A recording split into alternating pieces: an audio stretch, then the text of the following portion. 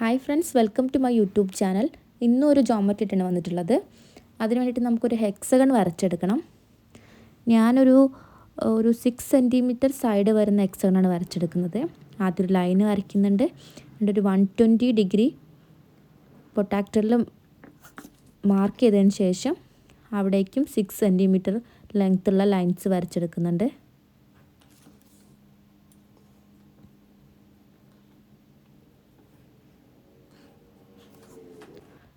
വീണ്ടും 120 degree mark ചെയ്ത് 6 centimetre length വരുന്ന സൈഡ് വരച്ചെടുക്കുന്നുണ്ട്.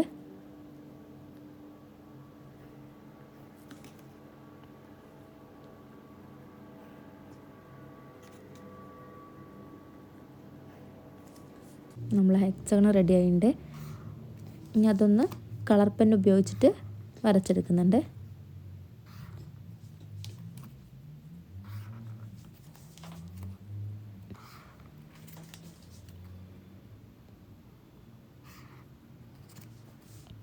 ഇനി ഇതൊന്ന് നമുക്ക് ഡിവൈഡ് ചെയ്തെടുക്കണം.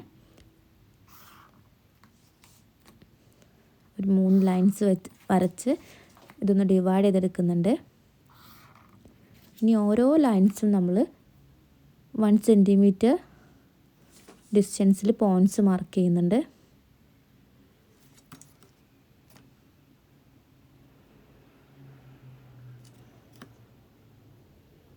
കംപ്ലീറ്റ് ലൈൻസും അങ്ങനെ ചെയ്തെടുക്കുന്നുണ്ട്.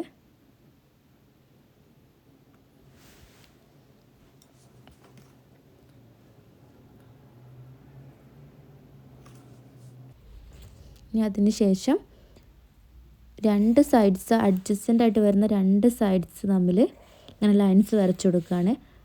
അതിൽ ഓരോ ലൈനിൻ്റെയും ഫസ്റ്റ് പോയിൻറ്റും അടുത്ത് വരുന്ന സൈഡിൻ്റെ ഫസ്റ്റ് പോയിൻറ്റും തമ്മിൽ ലൈൻ വരയ്ക്കുക. സെക്കൻഡ് പോയിൻറ്റും തമ്മിൽ ലൈൻ വരയ്ക്കുക. അങ്ങനെ വരച്ചെടുക്കുന്നുണ്ട്. ഞാൻ 2 കളേഴ്സ് ഉപയോഗിച്ചിട്ടാണ് വരച്ചെടുക്കുന്നത്. ഒരു ഡാർക്ക് ഗ്രീനും ലൈറ്റ് ഗ്രീനും ഉപയോഗിക്കുന്നുണ്ട്.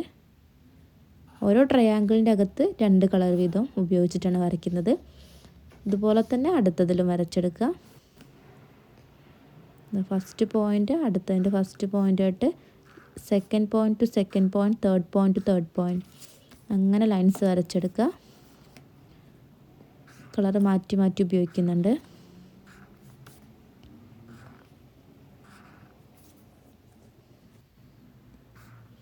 ഇതുപോലെ തന്നെ ബാക്കി വരുന്ന ഒരു 4 ട്രയാങ്കിൾസും കൂടി ഉണ്ട്.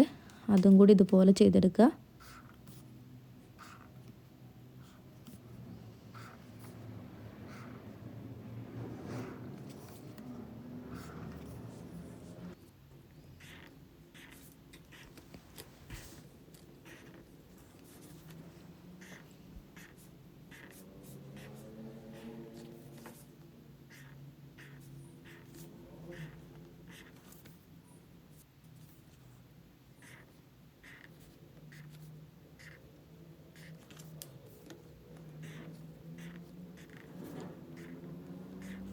നമ്മുടെ ഇമേജ് ഓൾമോസ്റ്റ് ഫിനിഷ് ആയിട്ടുണ്ട്.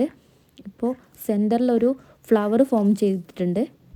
നമുക്ക് ഇനി അതൊന്ന് ആ സെൻറ്ററിൽ ഫോം ചെയ്ത ഫ്ലവർ ഒന്ന് കളർ ചെയ്തെടുക്കണം.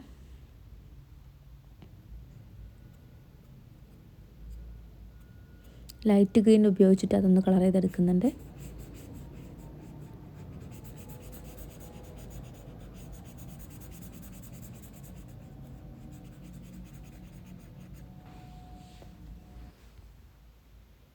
ഇതാണ് നമ്മുടെ ഫൈനൽ റിസൾട്ട്.